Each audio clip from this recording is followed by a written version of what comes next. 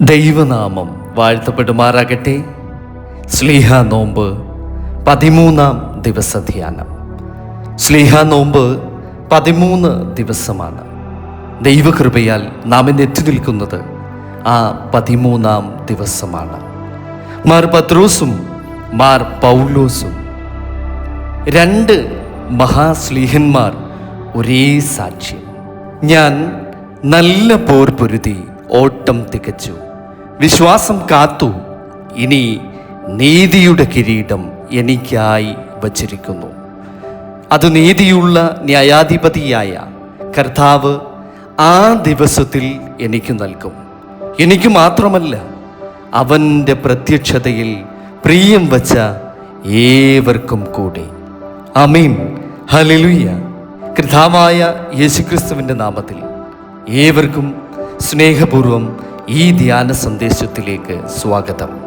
ശ്ലീഹാ നോമ്പിൻ്റെ 13-ാം ദിവസത്തിലേക്ക് ദൈവം നമ്മെ നടത്തിക്കൊണ്ടുവന്നിരിക്കുന്നു. ഇന്നു നാം ധ്യാനിക്കുന്നത് സഭയുടെ രണ്ട് മഹത്തായ തൂണുകളായ മാർ പത്രോസിനെയും മാർ പൗലോസിനെയും കുറിച്ചാണ്. സ്വഭാവത്തിൽ അവർ വ്യത്യസ്തരായിരുന്നു. ഒരാൾ മത്സ്യത്തൊഴിലാളി, മറ്റൊരാൾ ഉയർന്ന വിദ്യാഭ്യാസമുള്ള പരീശൻ. ഒരാൾ യേശുവിനോടൊപ്പം നടന്നു, മറ്റൊരാൾ ഉയർത്തെഴുന്നേറ്റ കർത്താവിനെ കണ്ടുമുട്ടി. എന്നാൽ ഇരുവരുടെയും ജീവിതത്തിന് ഒരു ലക്ഷ്യം മാത്രമായിരുന്നു: യേശുക്രിസ്തുവിനെ ലോകത്തിന് അറിയിക്കുക. ഇന്ന് നമുക്ക് 3 കാര്യങ്ങൾ പ്രധാനമായി ധ്യാനിക്കാം. പത്രോസിൻ്റെ വിശ്വാസം, പൗലോസിൻ്റെ പ്രഘോഷണം, സഭയുടെ ഐക്യവും സുവിശേഷത്തിൻ്റെ വിജയവും. പത്രോസിൻ്റെ വിശ്വാസം. പത്രോസ് ഒരു സാധാരണ മത്സ്യത്തൊഴിലാളിയായിരുന്നു. എന്നാൽ യേശു അവനെ വിളിച്ചു, എന്നെ അനുഗമിക്കൂ. ആ വിളിക്ക് പത്രോസ് ഉടൻ പ്രതികരിച്ചു. അവൻ വല ഉപേക്ഷിച്ചു. അവൻ ജീവിതം മാറ്റി. അവൻ ക്രിസ്തുവിനെ പിന്തുടർന്നു. പത്രോസ് പൂർണ്ണനായിരുന്നില്ല. അവൻ തെറ്റുകൾ ചെയ്തു, കൊടുങ്കാറ്റിൽ ഭയപ്പെട്ടു, വെള്ളത്തിൽ മുങ്ങിത്തുടങ്ങി. യേശുവിനെ 3 പ്രാവശ്യം അവൻ നിഷേധിച്ചു. എന്നാൽ ഒരു കാര്യം അവൻ ചെയ്തില്ല: അവൻ യേശുവിനെ ശാശ്വതമായി വിട്ടുപോയില്ല. അവൻ കണ്ണീരോടെ മനസാന്തരപ്പെട്ടു. അതുകൊണ്ടാണ് യേശു അവനെ വീണ്ടും വിളിച്ചത്, എൻ്റെ ആടുകളെ മേയിക്കുക. പ്രിയ സഹോദരങ്ങളെ, നമ്മുടെ ജീവിതത്തിലും വീഴ്ചകളുണ്ടാവാം. എന്നാൽ വീണെടുത്തു കിടക്കാതെ നാം വീണ്ടും എഴുന്നേൽക്കുക. പത്രോസിനെ പോലെ മനസ്സാന്തരപ്പെടുക. ദൈവം ഇന്നും പുതിയ തുടക്കം നൽകുന്നവനാണ്. പൗലോസിന്റെ പ്രഘോഷണം എന്ന് പറയുന്നത്, പൗലോസ് ആദ്യം സഭയെ പീഡിപ്പിച്ചവനായിരുന്നു. എന്നാൽ ദമസ്കസിലേക്കുള്ള വഴിയിൽ അവൻ യേശുവിനെ കണ്ടുമുട്ടി. ആ കണ്ടുമുട്ടൽ അവൻ്റെ ജീവിതം മാറ്റിമറിച്ചു. പിന്നീട് അവൻ ലോകത്തിലെ ഏറ്റവും വലിയ സുവിശേഷ പ്രഘോഷകരിൽ ഒരാളായി മാറുകയാണുണ്ടായത്. നഗരങ്ങളിൽ നിന്ന് നഗരങ്ങളിലേക്ക്, ജയിലുകളിൽ നിന്ന് സഭയിലേക്ക്, കഷ്ടപ്പാടുകളിൽ നിന്ന് വിജയത്തിലേക്ക്. പൗലോസ് സുവിശേഷം പ്രസംഗിച്ചു. അവനെ കല്ലെറിഞ്ഞു, അവനെ തടവിലാക്കി, അവനെ അടിച്ചു. എന്നിട്ടും അവൻ പറഞ്ഞു, ക്രിസ്തുവിനെ പ്രസംഗിക്കാതെ എനിക്ക് വയ്യ. ഹല്ലേലൂയ.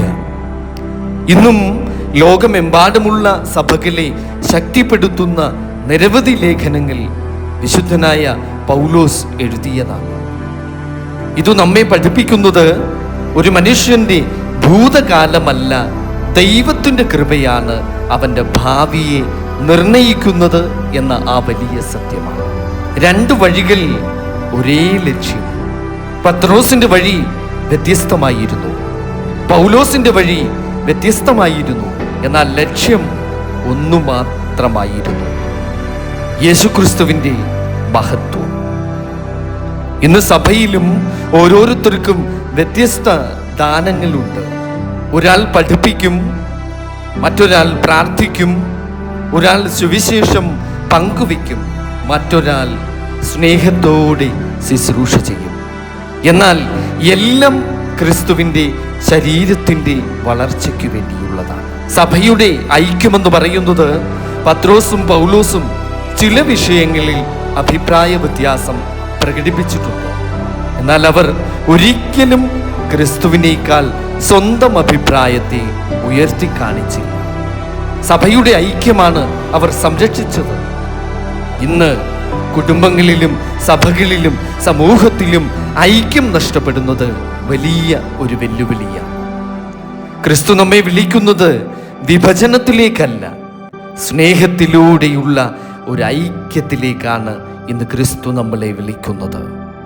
സുവിശേഷത്തിൻ്റെ വിജയം എന്ന് പറയുന്നത് റോമ സാമ്രാജ്യത്തിൻ്റെ ശക്തിയേക്കാൾ വലിയ ഒരു ശക്തിയായിരുന്നു സുവിശേഷത്തിൻ്റെ ശക്തി.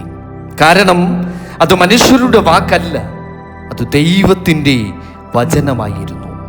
പത്രോസും പൗലോസും അവസാനം രക്തസാക്ഷികളായി മാറുകയാണ് ഉണ്ടായത്.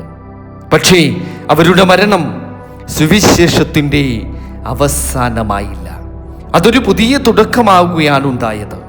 ഇന്നും കോടിക്കണക്കിന് ആളുകൾ യേശുവിനെ അറിയുന്നത് അവരുടെ വ്യത്യസ്തതയുടെ ഫലമാണ്. ഇന്നത്തെ വിശ്വാസിക്ക് ലഭിക്കുന്ന സന്ദേശം, നമ്മളും ഈ തലമുറയിലെ ശിഷ്യന്മാരാണ്. നമ്മുടെ കുടുംബം നമ്മുടെ ആദ്യ മിഷൻ സ്ഥലമാണ്. നമ്മുടെ ജോലി സ്ഥലം നമ്മുടെ സാക്ഷ്യവേദിയാണ്. നമ്മുടെ ജീവിതം തന്നെയാണ് ഏറ്റവും ശക്തമായ പ്രസംഗം. വാക്കുകൾ കൊണ്ട് മാത്രമല്ല, ജീവിതം കൊണ്ട് ക്രിസ്തുവിനെ ലോകത്തിന് കാണിച്ചു കൊടുക്കുക. പ്രിയ ദൈവമക്കളെ, നമുക്കൊരു ആത്മപരിശോധനയുടെ ആവശ്യമില്ലേ? ഞാൻ പത്രോസിനെ പോലെ മാനസാന്തരപ്പെടുന്നുണ്ടോ? ഞാൻ പൗലോസിനെ പോലെ ധൈര്യമായി ക്രിസ്തുവിനെ സാക്ഷ്യം വഹിക്കുന്നുണ്ടോ? ഞാൻ സഭയുടെ ഐക്യത്തിനായി പ്രവർത്തിക്കുന്നുണ്ടോ? എൻ്റെ ജീവിതം സുവിശേഷത്തിൻ്റെ സാക്ഷ്യമാണോ? പ്രിയ ദൈവമക്കളെ, പത്രോസും പൗലോസും രണ്ട് വ്യത്യസ്ത മനുഷ്യരായിരുന്നു.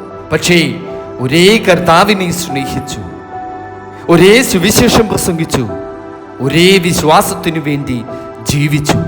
ഒടുവിൽ ഒരേ കിരീടം നേടി. നമുക്കും അവരുടെ മാതൃക പിന്തുടരാം.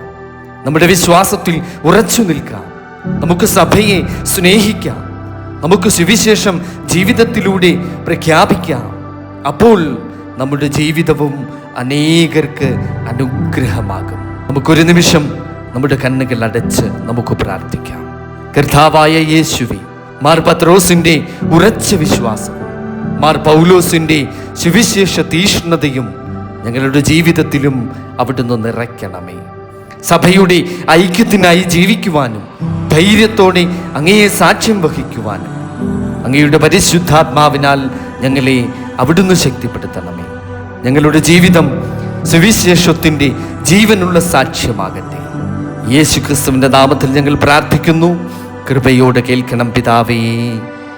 ആമേൻ.